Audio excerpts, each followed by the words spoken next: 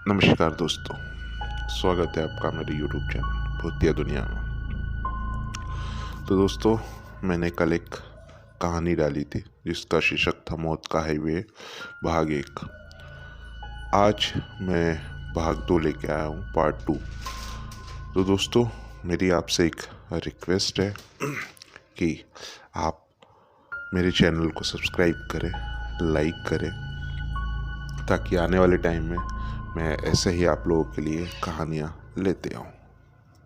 तो दोस्तों, जैसा कि हमने कल देखा था पार्ट 1 में कि आकाश और उसकी फैमिली एक रोड ट्रिप पर जाते हैं और एक ढाबे के पास खाना खाने के लिए रुकते हैं। इसी बीच उसे ऐसा प्रतीत होता है या ऐसा लगता है कि उसने किसी औरत और उसके बच्चे की जान ले ली है, अपनी गाड़ी से टक्कर मार दी है। तो अब आगे तो उसकी पत्नी सुमन भागते हुए उसके पास आई।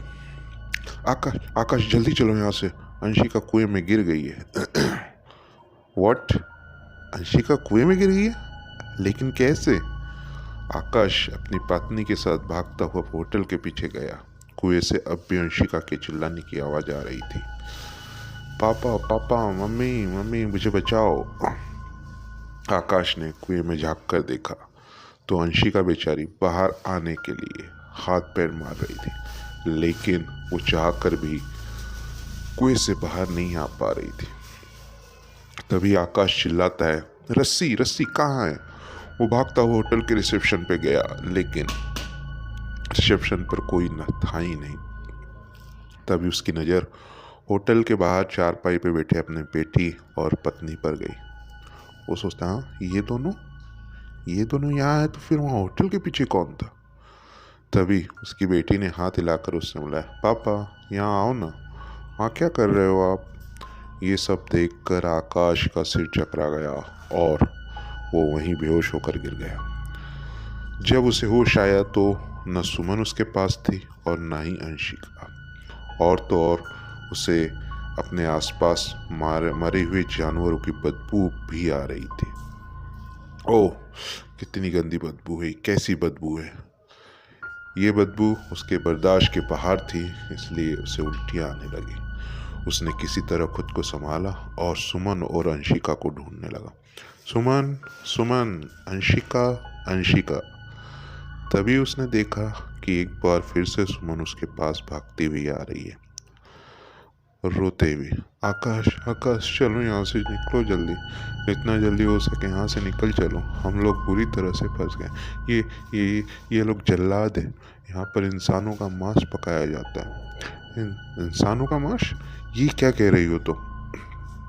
उसे अपनी पत्नी की बातों पे विश्वास नहीं हो रहा था। चलो तुम इधर आओ मेरे साथ। सुमन आकाश को होटल के किचन में लेकर जाती है। वहाँ पर वैसे ही बदबू फैली हुई थी, चारों तरफ खून ही खून दिखाई दे रहा था। दीवार पर खून के छींटे साफ साफ दिख रहे थे, और वो खून के छींटों में कुछ सूख चुके थे और कुछ अभी भी ताजे थे। सुमन फ्रिज खोल कर दिखाया तो आकाश को उसमें से इंसानों के कटे हुए हाथ और पैर दिखाई दे रहे थे। वो दोनों बहुत घबरा गए थे।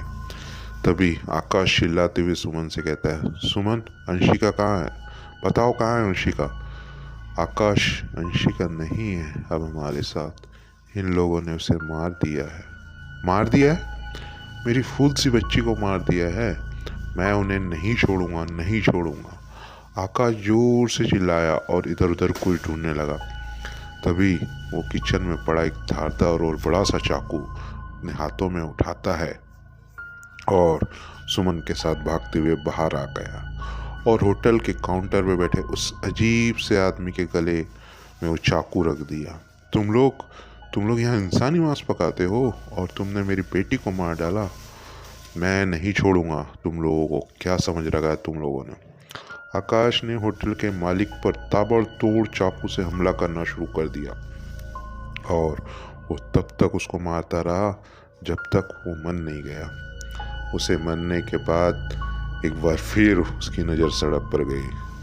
उसे फिर से वही औरत गोद में बच्चे को लिए खड़ी दिखाई दी। वो औरत अब भी उसे ही उसी तरह घूर रही थी। सुमन, ये देखो, ये वही औरत है जो मुझे बार बार दिखाई दे रही है। मैं नहीं छोड़ूंगा इसे, इसने मुझे बहुत परेशान कर दिया है। वो अपने हाथों में चाकू लिए सड़क पर भागने लगा और औरत अपने बच्चे को गोद में लिए आगे आगे भाग रही थी। सुमन भी आकाश को आवाज देते हुए उसके पीछे भागने लगा। तभी कुछ ही दूरी पर आकाश को सड़क के किनारे एक पेड़ के पास पुलिस की गाड़ी खड़ी दिखाई देती है। वो भागता हुआ उनके पास गया और अपनी आप बीती उनसे बताने लगा, लेकिन पुलिस वाले तो उसकी कोई बात ही नहीं सुन रहे थे। तभी उसने जोर से चीखते हुए कहा, अरे आप लोग मेरी बात क्यों नहीं सुन रहे हो? पुलिस वाले अपने काम में लगे हुए थे। कुछ पत्रकार और फोटोग्राफर भी उन पुलिस के टीम के साथ खड़े थे। पुलिस की टीम एक कार से बारी बारी से लाशें निकाल रही थी।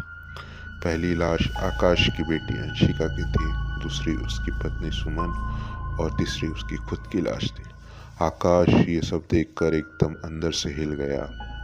तभी उन पुलिस वालों में से एक ने कहा, जब यहाँ इतना बड़ा बोर्ड लगा रखा है कि आगे खतरा है, इस रूट पर ना जाए, फिर भी इस फैमिली को ये बोर्ड नहीं दिखा?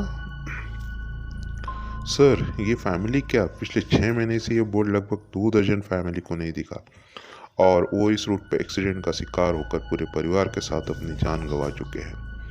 तभी उनमें से एक रिपोर्टर ने कहा, अगले दिन के अखबारों में हेडलाइंस में उसी एक्सीडेंट की खबर थी। एक बार फिर से सालों से बंद पड़े उस खौफनाक सड़क ने एक परिवार को मार डाला था। तो दोस्तों, ये थी मेरी आज की कहानी। ये आखिरी पार्ट था मौत का हाईवे का। दोस्तों, मैं आपसे फिर मिलूँगा एक नई कहानी के साथ। दोस्तों, आपसे एक ही विनती है, एक ही रिक्वेस्ट है कि आप मेरे इस चैनल को सब्सक्राइब करें, लाइक करें। आपकी सब्सक्रिप्शन और लाइक से ही हमारा मनोबल बढ़ता है और नई कहानियाँ आपके लिए लाने के लिए इसकी बहुत ज़रूरी। So thank you very much. Good night.